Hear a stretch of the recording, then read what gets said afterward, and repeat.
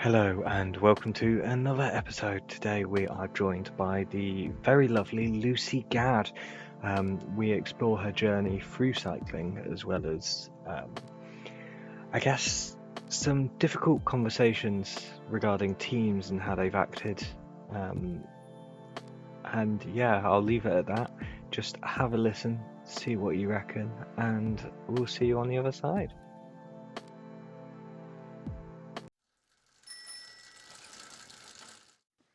Hi, thank you so much for joining me this evening. How are you doing? I'm good, thank you. A little tired. I've Yeah? been working today in the Peak District, so we've been up since 4 a.m. But Oh, goodness all right. me. That that's an early start. Mhm. Yeah. I remember I used to work in a train station and I started at I had to wake up at 3:45 Mhm. because then we'd have to open at 4:45 for the 5:30 train or something Mhm. daft, and it's not fun. No, Um, but I do prefer and mornings. So. yeah, I think some people do prefer mornings. And yeah, that a party rock anthem, if you are familiar with that song, was like the last song I'd listen to before Okay. getting up like properly, and that haunts me now. I get like Vietnam style flashbacks whenever I hear that song, so that's always fun. But anyway, we're here to talk about you. So yeah, aside from being a morning person, I'd love to know like how did you just get into cycling? Like what's your route? Because everyone's got their own unique journey, and I think that's so fascinating. Yeah. So it happened when I was about 10 or 11 years old. There was a velodrome built in Bournemouth. It's an outdoor Olympic-sized velodrome, tarmac. And yeah, so that was built in Bournemouth, which is local to me. And we just sort of went along one day. My dad has always watched the Tour de France, and but yeah, I'm not from a particularly sporty family, so um, yeah, we just sort of went along on the way to my grandparents once, and there was a man stood in Lycra giving out leaflets saying, "Come and join the kids session." So the next Saturday, I went along, and yeah, that the rest is history, really. Wow. It's kind of crazy because, yeah, like, little did that guy know that Mhm. he's handing out a flyer to someone who ended up, racing in France and now, winning races in the UK. It's kind of crazy that it's almost sliding doors moment where, Mhm. like, if he wasn't stood there, would you be here? Yeah. And Probably yeah, not. it's kind of crazy because, like, as far as I understand, your first pro team was Story Racing Team, Yeah, yeah, which you was could say that. Sarah Story's kind of vehicle, if you will. Um, so yeah, how did you get involved with them? So I've been really fortunate actually throughout my childhood. I always seem to find the right people.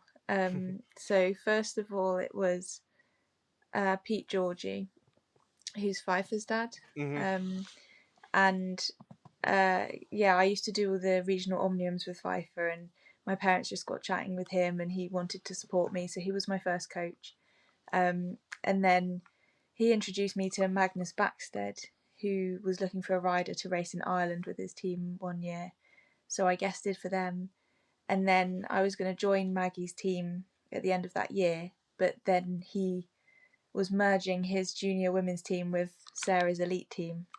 And it just, yeah, I mean, it kind of just happened out the blue. Like I was at Basingstoke train station and I got a call from Maggie saying, "Would you be happy if I merged with Sarah and you joined Story Racing?" And I was like, "Yeah, that's cool." Mm. Because at the time they were a UCI Continental team. So I Mm. was like, "What the heck?" I've gone from, I think I was only 17. I was still a junior rider. Um, and yeah, it was a really cool experience to be with Sarah and Barney and under their wing.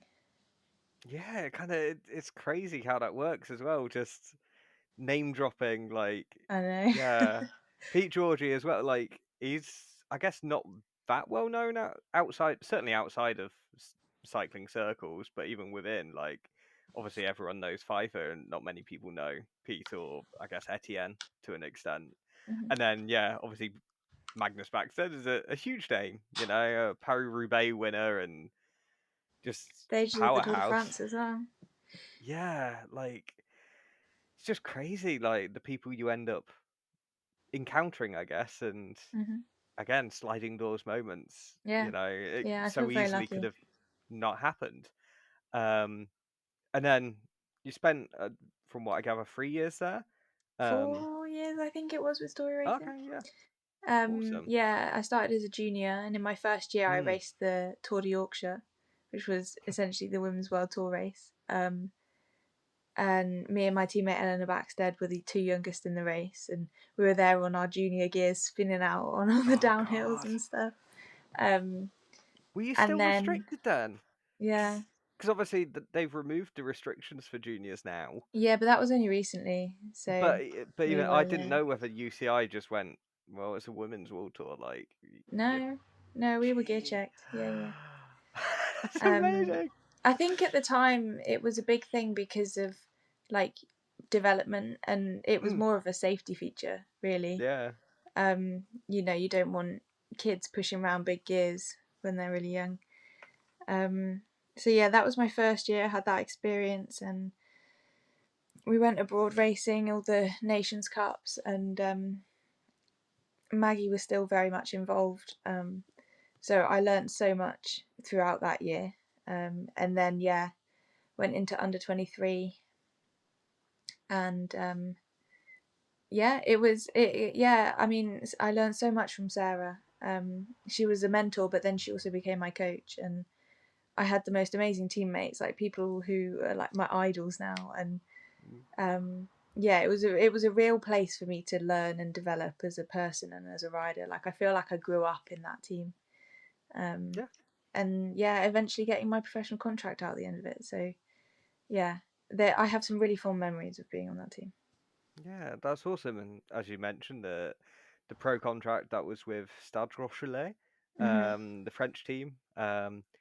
I think that's where I. This is going to sound weird, but we'll go with it. Um, if you've ever played the game Pro Cycling Manager, of which many in the cycling community have, it's like Football Manager but for cycling, but kind of Okay, you control the cyclists as well. Um, right. but it's made for the men's peloton, obviously, and you get like, well, some of it's licensed and some isn't, so you get a mixture of like actual people's names and then some random ones like Mark Cavendish's Mirko Cavendish or something like that. Um, but there was a mod made to make it a women's one, and obviously you riding for Stade Rochelet, you turned up there, and I always notice a British flag in any race. I was like, oh, I've not heard of her, and yeah, I found it really interesting as almost like an entry point into some people's career and development is just a niche version of a niche game, but clearly so niche you've not even heard of it. Uh, No, it sorry. no, it's all good. But yeah, what was it like racing for a French team and doing? Because you've, I had a look at some of the races you did that year, and it's like to me it's crazy because you did Paris Roubaix. I'm like, from what I understand of your riding style, and please feel free to correct me later, but like to me, you're more of a climber, and Paris Roubaix doesn't have a lot of elevation. It's flat and cobbly, and Yeah. yeah, Yeah, I mean, I don't know if I'm a climber. I just like a hard race. okay. Um, if it's a brutal day out and I can get through that, like I'm still pretty like strong at the end. So, I mean, Paris-Roubaix does suit me in that way because it's just brutal. I'm not sure if I'm a climber. There's some races that are hilly, like in the UK, that I like because they're hard enough to separate the bunch. Um, Mm. but yeah, my experience on the team, I yeah, it was. I look back on moments of it fondly. It was a very tough year though, and I went into it knowing how brutal it is to go out and race in these foreign teams, and seeing in the past how many people have quit the sport because of their experience. I was determined that wasn't going to be me. Um, and I had some incredible experiences. Like without them, I wouldn't have been like they gave me the opportunities. And the year started off really well. I was one of the, I guess, leaders in the team at the start of the year. Mm. Suddenly I had all this pressure from the team. I had a wage. I had all these staff coming to every race, all the mechanics, and my teammates all expecting things from me. And I've never raced these big races before. Like, it's my first year in the professional peloton, and yeah, it started off great. I was really naive and just went for it, and I scored some UCI points in my first race. Because I won a sprint, or I got top 3 in like a bunch sprint behind like breakaways and stuff, and I was like, what the heck, this is cool. I had fun. And then annoyingly I got COVID. It was around this time, so in 2023, and I'd avoided it the whole pandemic. And Mm. I actually got it, and I raced Omloop Van Het Hageland and Le Samin with it, two of Oof. the hardest races. Like, it was opening weekend that weekend. Like, it was the weekend before Omloop that year, and everyone was there.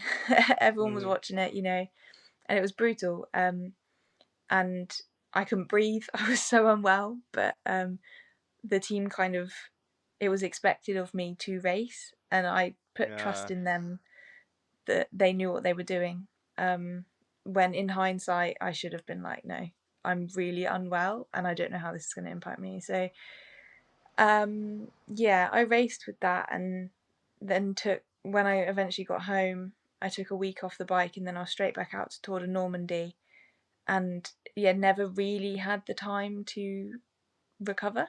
And annoyingly, then, it progressed, and I had to go to the GP, and it was determined that I could have long COVID.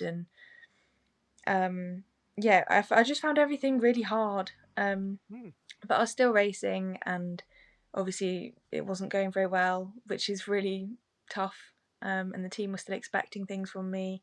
Like Paris Roubaix, I was potentially the worst rider I've been in years, and being told to do a job, which I did, and then being shouted at the end because we didn't win or get in the breakaway. And it's like, what do you expect from our team? We're so small in these races. Um, so yeah, it was a really tough year. And then our title sponsor pulled out halfway through the year because we didn't get selected for the Tour de France.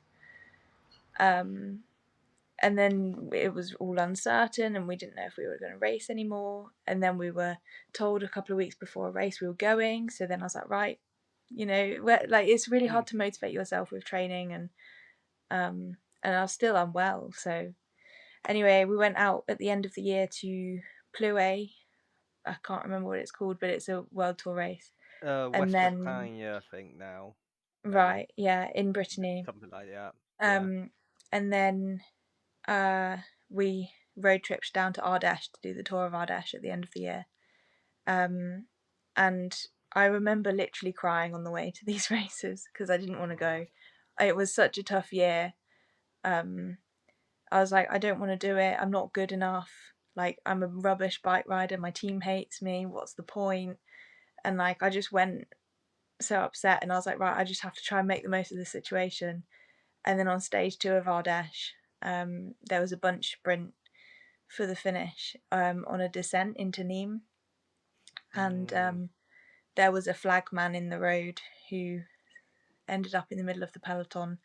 And I don't know what happened next, but looking at my Wahoo file, I went from 50 miles an hour to 0 on my face. Mm.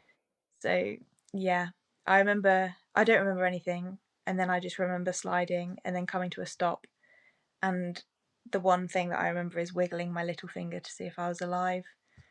Um, Wow. and then I haven't seen the team since. They didn't come to the hospital. I My dad flew out on the first flight he could get, and that's that. So it was, yeah, a long year, and mentally and physically tough, and then it ended in that, and I was just I just felt sorry for myself, to be honest. Yeah, I felt like I understandably. was being punished. Yeah, it's kind of it's wild as well because like after a crash, the normal cyclist mentality, which is completely illogical, by the way, is the bike okay? and can I ride it? And then you worry about yourself. And it's quite Mm. heartening to hear that you worried about yourself first. Well, I was Um, unconscious. Like well, I yeah, wasn't getting up. no, I know, and it's kind of, I guess it shows the severity of the crash that that Mhm. was where your mind went first, and it's kind of, Mm. I guess, in any other scenario that would be quite alarming. But Mhm. I'm glad, I'm very glad you're here to tell the tale. Mhm. Um, and yeah, it does sound like a very distressing year. Um, But another heartening thing was to see that you posted recently about like how you're starting to enjoy cycling again. Mhm. Because understandably that year will have taken a lot out of anyone, from what you've described. So what's it been like to join Pronoctis? I can't remember their whole name, so I'll just call them Pronoctis for now. Sorry, Joe, it's not meant in any meanness. But it was a very long sponsor name. It's like, Yeah, last year it was Pronoctis 200 degrees coffee Hargreaves contracting. yes, I'm Mhm. sure there's like more names than So Solid Crew have members, I swear. Um, that's probably too old a reference for you. I just remembered you're not as old as I am, so So Solid Crew is probably above your head. I'm trying to think of a relevant one. No, can't think of it. But it has a lot of names. Now it's kind of slightly easier, I guess. It's Yeah, it's just Smurfit. Smurfit Westrock cycling team now. Oh, yeah, that is a lot easier to remember. But how are you finding it, being on that team? Obviously, they're actually based vaguely near me, within Lincolnshire, so kind of I've got a slight affinity towards them, based on geography alone. Oh, I think I might have Oh, lost you. Okay, yeah. sorry. Um, Um, yeah. yeah, so I joined the team about a year ago. So it was after Peaks 2 Day last year. So I was a private member racing under Lacole for the start of last year, just to try and enjoy it again. And then it was just, yeah, I couldn't fund it to do it all myself. So when Rick approached me in the Peak District last year, and so one of our title sponsors was Pronoctis, and I don't know if you know much about the company, but they're sort of like a mindset coaching business. Mm, And when I spoke to Rick, the first thing Rick said to me is, "Are you okay?" I've never spoken to Rick before, and he mm, just said, "Are you okay?" And I just said to him, I was like, "No, I'm not." um, and and he just said, "Look, Phil, who is Pronoctis, he can help you. If you join our team, like he will help you, and there'll be no pressure from us. And we're like a family, and I want to help you as a bike rider because you have potential." And I was like, you know, I'd been approached by other teams, and it was all about results and like, "Oh, you're a good bike rider, you'll get back to where you were," and I didn't want that pressure, and I had so much PTSD from the year before, mm, like from the team environment and then crashing, and I just didn't enjoy it. And so I joined Pronoctis 200 degrees coffee Hargreaves contracting, and initially, like straight away, I went to East Cleveland Classic, and I felt like I'd found my family. mm, Um, that everyone was just so lovely. We have all the parents helping, Rick and Joe at the top of it, and like they're just so supportive, and they see you as human beings rather than as bike riders who are a result on a result sheet, you know. Like there's a process, and um yeah, honestly, it was probably the best decision I could have made. I was really struggling at the time when I joined, and the whole of last year was still very turbulent for me, as I was trying to navigate recovery mentally. And yeah, I stayed with the team into this year. We have actually had a massive change in team. There's only about 5 or 6 of us who have remained. So mm, um, we've got a lot of new riders, and we've just come back from our first trip to Belgium and our team camp at the beginning of February, and it still feels like a family. Like everyone is really close, so supportive of each other, and it just makes me so proud that I'm part of that team. Um, mm. yeah, it's such a good environment, and I just can't wait to support the younger riders coming up, and yeah, and just see what we can do. Like, it's already a very successful 2025 for us, so yeah, we're really looking forward to Oh, amazing. And that kind of neatly brings me on to my next question anyway, of like, what does success on a bike look like for you then? it. At the moment, right now, Hmm. it's like I won't look at the result sheet. To me, it doesn't matter. It's about how the team bonds and works together, and whether we're proud of how we race. So if everyone gives 100% on the day, I can be happy with that. Um, I just want to have fun and support my teammates on the bike in the race. And if I do a job and I succeed at that job, then that's enough for me, because I know that I've succeeded that day.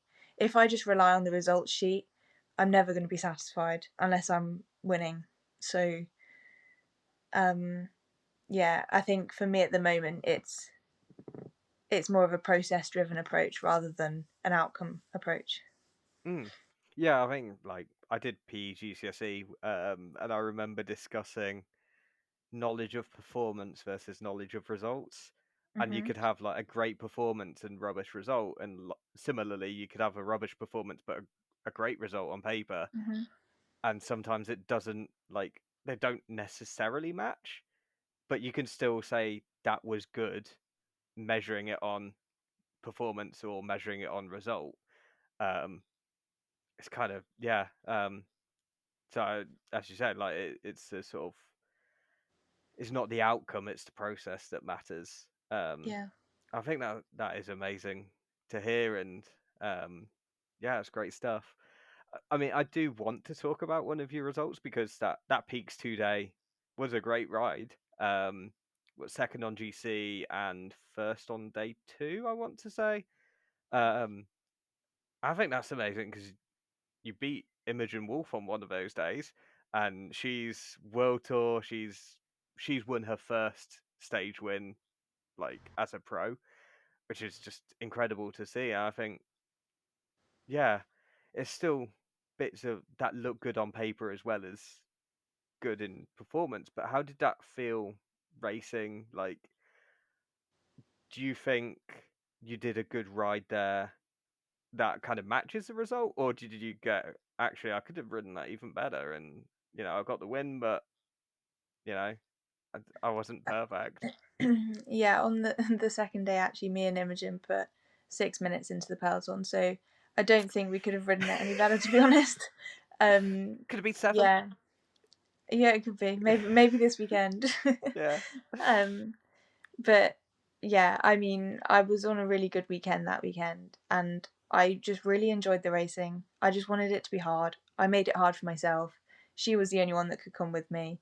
We worked together really well. Like, it was a good day out, and I really thought about that finish. It was a tailwind, slightly downhill sprint, and I knew that if I ramped up the speed fast enough, she wouldn't be able to get around me. She nearly did. It was in the lunge in Hmm. the end, but um, yeah, no, I was really happy with that result. But equally, I'd just come back from racing professionally in World Tour races and UCI races, and suddenly I was back on the Nat B scene. It's like, that's not really the way you're supposed to go. You're supposed to sign your first professional contract and then keep moving up. So, like, at the time, I already felt like a not not a failure, but it just felt like I wasn't progressing like I should be progressing. Mm. Um, so, but obviously, I was really happy to win the race. But I think that was one of the times that I look back at, and yeah, I won the race and got second overall, but it's not about the result to me, um, which I feel really silly saying, because so many people would kill for a Nat B win, Hmm. but because of my experience and where I've been and the fact that I came backwards, it it it didn't feel as special as it should, and so Yeah. now it's all about the process for me, and then I know that I can be satisfied and proud of myself. Yeah. And it's funny you say like people would kill for a Nat B win. I'd kill just to finish a Nat B, to be honest, because like they're not easy races. No matter how you start, you still have to be really great on a bike. Um, Yeah. just to even make it to the finish line without being lapped or anything like that. If it's not a point to point race. Um, so yeah, it and it's kind of funny how you said like the journey isn't always straight and progression isn't always linear. Um, I think there's an analogy about like how popcorn is made and like you put all the same kernels in a pan and they're all in the same pan. So theoretically the same conditions, but they don't all pop at the exact same Mhm. time. Yeah, yeah. Um, so it's not, yeah. I guess what I'm trying to say is like no one has the same journey, and I think that's beautiful in a way because otherwise it'd just be boring. Um, and that's the tapestry of life. But what does the future hold for you? What are you looking forward to for the rest of the season? Do you actually have any objective goals, or are you again basing it more on the process, or are there places where you're like, I really want to nail the process this day? Yeah, so I have actually set out 3 points in the year when I want to be good and I want to target. Hmm. Um, and yeah, it was funny actually. It was only maybe in January, February time that I actually thought that I could mentally comprehend having goals. Because last year, like, I mean, I've never had goals in the past. I've just sort of said I want to be good all the time. And I think a Yeah. lot of young people say that because, a lot rides on a result. And so you've got to be good all the time and you don't want it to look like a fluke if you win. And Hmm. whereas this year, I've set out 3 points in the year when I want to, be going well and hopefully go for a result for myself, for my team. But the rest of the year is for me all about helping my teammates, and I want to see my teammates succeed and I want to help them progress. We've got a lot of young riders in the team this year, and I want to see them achieve their dreams, and I want to help them do that. Um, and to me, that's like bigger than winning myself. So yeah, I have got 3 points in the year when I want to personally be succeeding. But the rest of the year is all looking to my team. Yeah. Wow. Are you at liberty to share when those points are going to be, or are you trying to keep that under your hat in case people, I don't know, like people get wind of it and go, "Oh, she's going to be on a good day. We can't let her get up the road or anything Uh, like I'll that." say one, and Okay. that's National TT champs. Okay. Yeah. Yeah. Because I so my TT journey started in lockdown.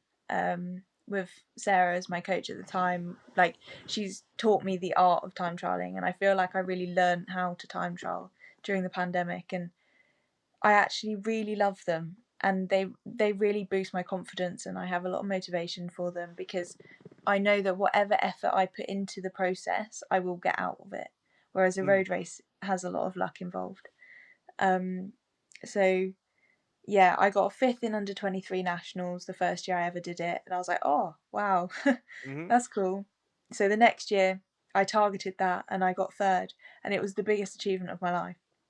Like Sarah was jumping up and down screaming, and she's not a Mm. hugging person, and she just gave me the biggest hug and she was crying, and I was like, this is amazing. Aw. And then the year after, it was when I was on the French team, and I wouldn't be satisfied with anything but the win, and I got second, and I was Mm. like, oh. Whereas the year before, third was amazing, second was suddenly like, damn, I failed. Yeah. Um, and so last year, by nationals, I was too burnt out. I couldn't cope with racing anymore, so I actually had a break last year. And also I've moved up to the elite category, and I sort of in my head I was like, what's the point?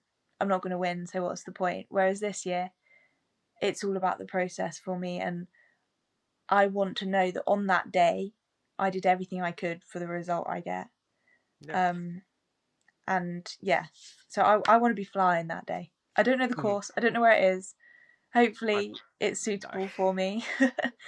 But I'll be honest, I couldn't even tell you who the TG champ is this year, like going into it, which is really bad of me. Anna Henderson, I think. I would have guessed her if I had to like, gun to my head. That's probably who I'm picking, but you know. But yeah, it's like TTing is so in the mind. Um, I think in a similar way to climbing, like you have to enjoy it and look forward to it to do well. Because if you hate it, like it is the worst feeling in the world is time trialing to me, certainly. Like if you're like, oh, I don't want to do this today and I'm not feeling it, and then you overpace and you do your first kilometer way too hard and then you're sort of groveling around the rest. It's not a great experience. But if you're kind of There's an looking art to forward, it. Yeah.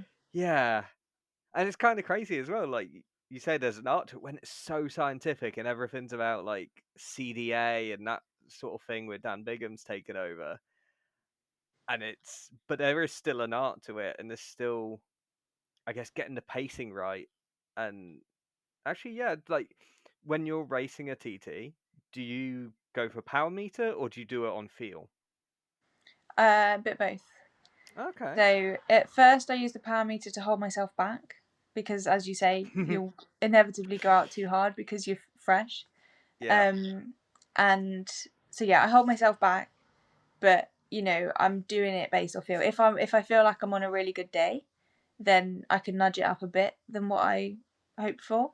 But then yeah, I don't want to be going out at 320 watts and thinking I'm going to survive that for a 10-mile TT. It's not going to happen. Um, so yeah, initially on feel, how am I going? If it's a bad day, try and just reach the target.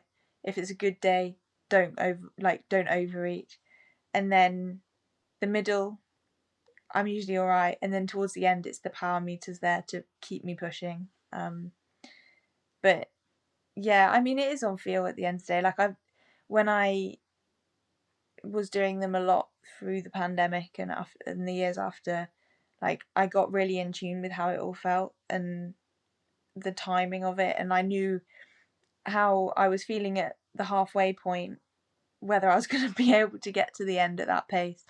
Mm. And it is an art, and you learn by trying things out. And I did so many time trials where like the intention was go out at this pace and see when you blow up, and then see what you can do to the end.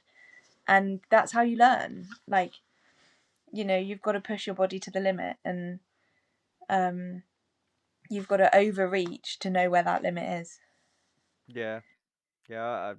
It's kind of, yeah, it does remind me of something that Chris Boardman said once about individual pursuiting, where like if you think you can make it to the end, then you're not going fast enough. Hmm. And if you think you can't make it to the end, then you've gone too fast. And if you're not sure, then you're on bang on pace. Yeah, you're about right. Yeah.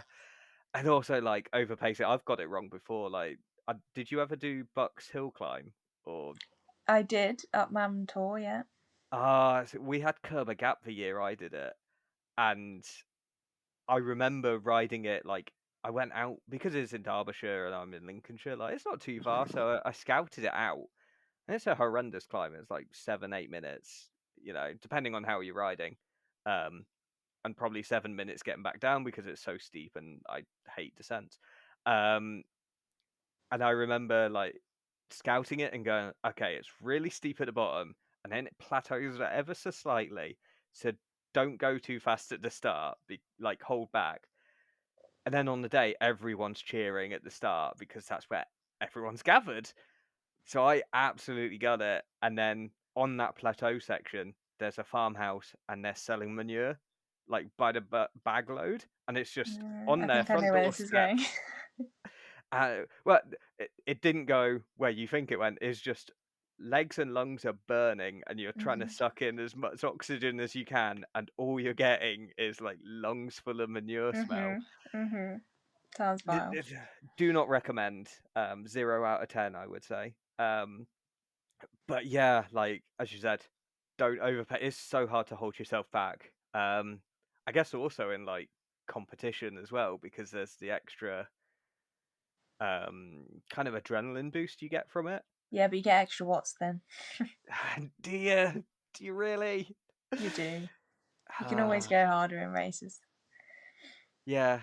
Actually, yeah. I can't like. I actually find it hard to go quick in training relatively to racing. I don't know what it is. Like some switches. How is it for you? Are you kind of I guess do you get like white line fever where if you know the finish is coming up, you can motivate yourself so much more than you ever could, like on a testing rig or anything like that? I'm actually more of a training person. Um, Okay. I love training. I just love being out and pushing myself and doing efforts that are achievable and then progressing that to something that you didn't think was achievable. And yeah, I usually test pretty well. And then in races, like in road races, I never look at my power meter. It is what it is. I just do what I have to do to be in the race. And then afterwards, if it didn't go well, I see right where is my weakness? Where is it that I got detached or I struggled? Mm. Um, so yeah, it's only really time trialing where I look at the power meter, to be honest. And even then, like it's yeah, it's if I can go harder that day, I'll go harder that day. Um, but yeah, Yeah, it's one of I those. love Like, training. if you've got time to look down at your power meter in a You're race, not that going you're hard not, enough. yeah, you're not focused You're probably enough. getting dropped. Yeah, I know I've had days like that. Too many to count, but yeah. So, other than those kind of goals, what should we? I guess, do you know what your racing calendar is? I'm going to assume that Smurfit Westrock racing team or cycling team rather are very keen to do well on the Lincoln GP. Obviously, with it being a home race, they won North Lincolnshire Classic um, this last weekend at time of recording. Um, so, have discussions already turned to that? Do you know whether you're riding or not, or is it kind of just see where the wind takes things and whatever the future brings, it brings? Yeah, I mean we have quite a big team now. We have 14 riders, Wow. so um, we essentially have a race calendar that we all put our availability in for. Um, so whether we either want to do the race and whether we're available for the race, and then team selection gets made nearer to the races. So I don't know about the Lincoln GP yet. That's still a couple of months away. Um, but I do love that race, so it'd be really good. Mm. It would be really cool to go back there. But yeah, I know what races I want to do this year. Um, whether I get selected to do them is another thing. Uh, Are there any that you're like, I really do not want to do that, and I am putting a big fat not available in that one? I don't think I'll ever go back to Ardèche. Okay, Um, yeah. I don't. Yeah, not really where I want to go. No, um, that's fair enough. Like, uh, I thought at the start of the year that I wouldn't really want to go abroad very much. Because I didn't enjoy it when I did it before.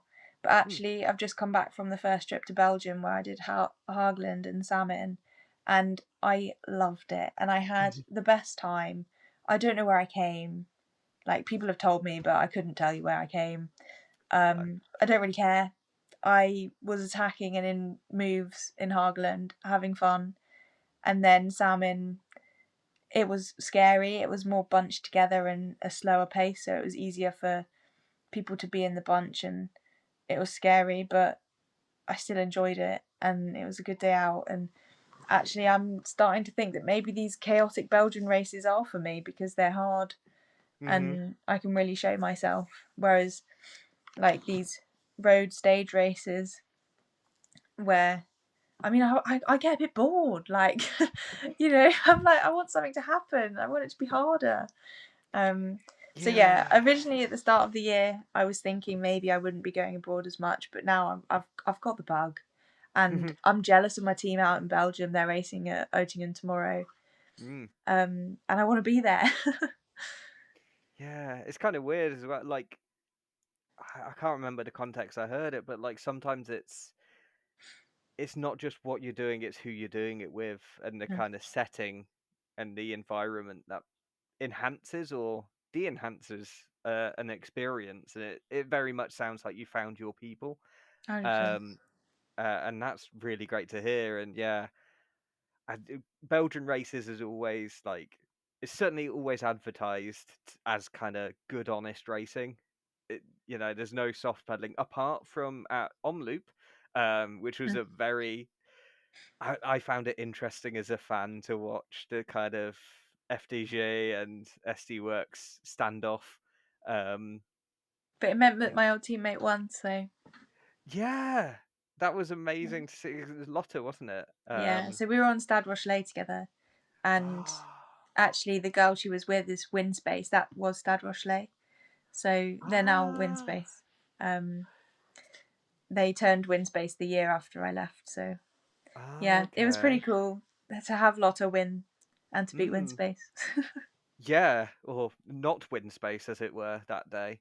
Um, but yeah, it's great to see Arkea Samsic get a win as well, because they're one of the good French teams, but never really get a chance at wins, just because there's bigger and better teams around, and certainly in the women's peloton, wins are really hard to come by at times. hmm So The it's really strength good and to depth see, is and really increasing. So yeah, yeah, that's true. But yeah, it's great to see Lotte get that win. Um, Yeah, I couldn't believe that they'd been given such a gap. I was like, surely not. hmm Um, yeah, it just but meant that Hagelin the next day that no breakaway was being let go because no one wanted to make that mistake twice. and everyone wanted to get in the break because they're like, what if they do make the mistake twice? Exactly. So it's Exactly. just like, it, but did that mean like, do you pay attention to other races going on, or did you just like in terms of because you went on the attack at Hageland, like did you go, oh yeah, well I know there was breakaway that succeeded yesterday, so let's give it another roll, Yeah, or I do mean you? that it certainly played a role. Mm, Like women's racing is completely different to men's racing. You can't mm-hmm, compare it. Men's racing there's a script. A breakaway goes, it gets a certain gap, certain teams chase, it comes down. Usually, if it's meant to be a sprint, it will be a sprint. Women's racing is it just doesn't follow that. Like mm-hmm, breakaways don't go, and if they do, it's like incredible. And it's only more recently in things like the UAE tour where it's more controllable because it's so flat that and predictable that like women's teams then let a gap go, then they start to chase it down. So to see a breakaway succeed the day before was so motivating. Like mm, we could do this. But equally, at the set, like I said to my teammates before the race, I was like, a break's not going to go because they made a mistake yesterday and they don't want to make it twice. But I'm going to yep, try anyway because everyone's thinking the same thing. And yeah, even just to be able to be involved and like I came out that race thinking I'd actually done something. I wasn't just a passenger. mm, I impacted the race. Like, I was on the attack multiple times, turning around to see SD Works chasing me or UAE chasing me, and it's like I'm impacting their race, and just that's really fun. yeah, yeah, because um, what you said about like racing cheese like stage races can be boring is like I think I never like even if I was good enough to ride at the top level, which spoiler I am not, um like I could never be a GC rider because it looks boring. Like you've got to pay attention all the time on flat stages when nothing is happening just to make sure you don't crash or anything daft. And then for the hope that one stage that you've got the legs when it's actually a climbing day, and it just looks boring. And yeah, I kind of my mind would just wander. I'd be like, oh, I wonder what's good on TV about this time. Like, you know, Yeah, no, it takes its toll. Stage races are like I do enjoy stage races because of the brutality of them, and it's day after day, and people get tired, and I'm good when I'm tired. Um, but yeah, equally like when it's a less interesting day. So, for example, Tour of Britain last year, stage three it was coined the sprint stage, and it was pretty flat, but my team wanted to make an impact, and Joe Tinley went off the front and rode the whole race off the front, and she was the most combative rider, and we were so proud. And like we made a difference in that race, so it wasn't boring, but it could have been so boring. Mm. Yeah, I mean, there have been stages of the Tour of Britain, especially where like no one gets any rope. It's just 30 seconds and then reeled back in, and it's kind of almost like a crit where no real attacks can go until like if someone's super strong, then they can, but very rare. Um, but what you said, like women's racing is not very comparable at times because there were. I remember there's a string of races where like a break would get about a minute all day, and then they'd somehow just cling on by like 15 seconds right at the end, and the Mhm. sprint wouldn't catch. And that's really great to see as well because it gives you hope that the sort of Yeah. the TV attacks can still work sometimes. Yeah, Um, it really annoys me when people compare women's racing to men's racing.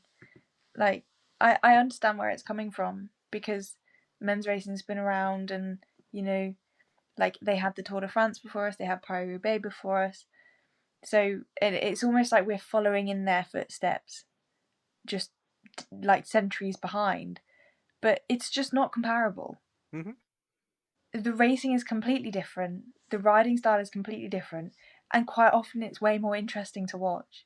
Oh yeah, Um, men's Paris Roubaix last year, 60k to go. You just yeah, in some ways it's great. I had stuff to do that day, so yeah, I yeah, knew I could just yeah, clock off and like, oh, might as well get some washing in.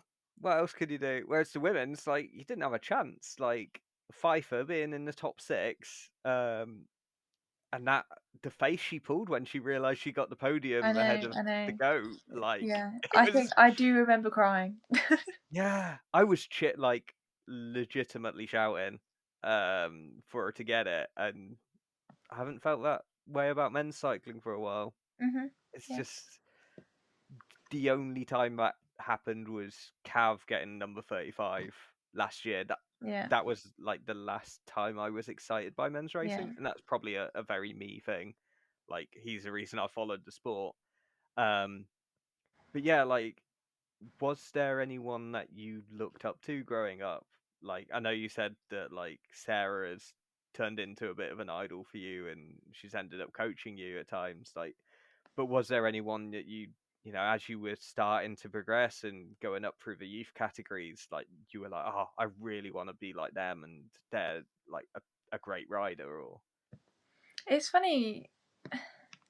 I I never really had any big dreams in cycling. Like hmm, I was a dancer before, and I was doing both, and then they started to clash on the weekend. So then I picked cycling just for something new, and I just did it with my friends. It was my social life, and when my friends succeeded, it made me want to succeed. And yeah, when I met Pete Georgie, who's like, and then obviously I knew Pfeiffer, and I was teammates with Pfeiffer. Like, I've just been teammates with some really cool people, and hmm, people who are like my idols. And I actually probably look more closely yeah, in my actual circle of people rather than like looking up to an idol who is like a big name in the sport. Um, Obviously when I was younger, like Lizzie Deignan winning her medal at the London Olympics, and I mean just the London Olympics generally was so inspiring. mm, Um, but I was still very young, like I don't remember much of it. It was more the Winter Olympics a couple of years later that I do actually remember watching that on the telly and thinking how incredible it was. yeah. Um, I'm just trying to think how young you would have been in 2012, and it I was makes my 11. back hurt. Yeah, Well, just turned 11, I think. God, Um, so yeah, yeah, I'd say that I'm more inspired by people close to me who I know, who I see the hard work firsthand, and I see all the sacrifices and like all the struggles that they go through, and they still succeed. And I find that way more inspiring. mm, And I fully appreciate that all these professional riders go through exactly the same, but I haven't seen it, and I know it's there. But yeah, it's more. It really it hits me, and it does make me like emotional and proud to see the people close to me succeeding. And I think that is actually, even when I was younger, it was the same. Like I remember my club mates at Pool Wheelers, mm, and I was just excited to go and ride with them, and yeah, yeah, race with them. And In fact, just side note, me and two of my club mates, Rebecca and Ryan, no, sorry, Tom, we we made like a team sprint team, and we called ourselves the BLT because we were Becca, Lucy, and Tom, and then that was the order we decided to go in because it was BLT, and I just found that like so fun and so inspiring, and yeah, that was where my motivation came from. Really, like they were all my idols. Yeah, and it's like it's great that cycling has that social side. You can't really go for a quick, foxtrot down the lanes, but you can go for a quick ride down the lanes. Like it's so much easier. Mm, Um, and yeah, it's kind of, I guess, is it the sort of superhuman versus the human that you're inspired by the people close to you because you, as you said, you see their struggle and you know that they're a quote unquote mortal, that mm, they're a normal person. Whereas like watching someone like Lotta winning everything, like you're yeah, like, well, she's just superhuman. Like there's something yeah, different about her that you can't relate to because she's so good and so above and beyond. yeah, yeah. It probably is that relatable aspect. To be honest, like I've raced with Lotta Kopecky, and like she just it's just a walk. Like it just looks like a walk in the park to her. I just see her riding off ahead, or like Tour of Britain last year. Like I'd been dropped long, but like on this one stage, long before she did her attack, and I was like, wait, so you rode that pace and then attacked? It's like it's just completely unworldly. Like Mm, whereas I'm with all of the people who like we all have jobs, we all have lives that we come out of the Tour of Britain and we go back to work at 8 o'clock the next day. Like mm, we it's a hard graft, and we're still like getting these opportunities and working so hard to be in the position to race against these professional riders. And yeah, it must be that relatability, I think, and maybe that's why. Yeah, it's that sociable aspect, the relatable aspect, and that's probably why in 2023 I didn't enjoy it, because mm, like I could barely communicate with all of my teammates, so it wasn't very sociable. No one would speak to each other, and they were all professional bike riders, and on rest days they just did nothing, whereas I'd be on my laptop working. mm-hmm. And yeah. Yeah. Well, how can I guess just to round things off and let you get some sleep because it's been a long day. Yeah. Um, like how can people follow you on social media? What's the best platforms? And we'll make sure it goes in the show notes, but also in about a minute or two whilst you're speaking, they'll be up on screen for the people watching at home when this video actually comes out. I guess on Instagram is probably the best place. Hmm. I think my handle is at Lucy Gadd _ I think. Let me just check because um, 1 minute. Yeah, it looks like it. Yeah. But also follow my team, which is at Finish Line RT. Because they provide all of the race content and how like all of the how we're all doing and everything like that. I try and keep up to date on my Instagram, but in all honesty, I'm not the biggest fan of social media, so Yeah. yeah, don't post very often. No, it can be for some people it's a means to an end, isn't it? And sometimes it can be a very brutal place to exist. I'm sure it's much harder to be on social media as a woman than it is as a man. Just from the general impression you get. So I completely empathize with you on that front. With regards to not being super active. Um, I just so don't yeah, think that I need my life to be dictated by how many likes I get, or no, I don't need people's comments. I don't like if I'm happy living a life that is fulfilling for me, then that's great. I don't need people's opinions or feedback or like their what's the word? Um it's lost me. But yeah, mm. you know what I'm trying to say.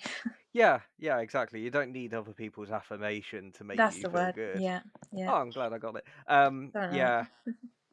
I mean, having a YouTube channel is both a blessing and a curse. Mm, It allows me to speak to amazing people like you, but also like it feels nice when number go up, but when number doesn't go up, it doesn't feel as good, and exactly. And it'll it impact you for can. the rest of the day, Yep. and it will impact what you do next. And in reality, if you didn't have that number in the first place, you'd probably just have got on with your day and you'd be fine. Yeah. Yeah, quite possibly. Half the time I forget to look, which again is a good thing, really. But um, so Blessing yeah, and a curse, as you say. yes. So yeah, thank you so much for your time, and yeah, I can't wait to see how the rest of this season progresses for you. Thank you. No, it's been good to chat.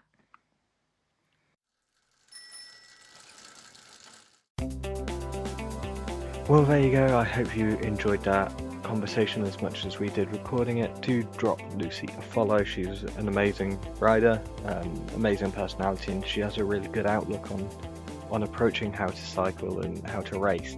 I think that's really, really refreshing. So yeah, give her a listen, give her a follow rather, and we'll see you next time.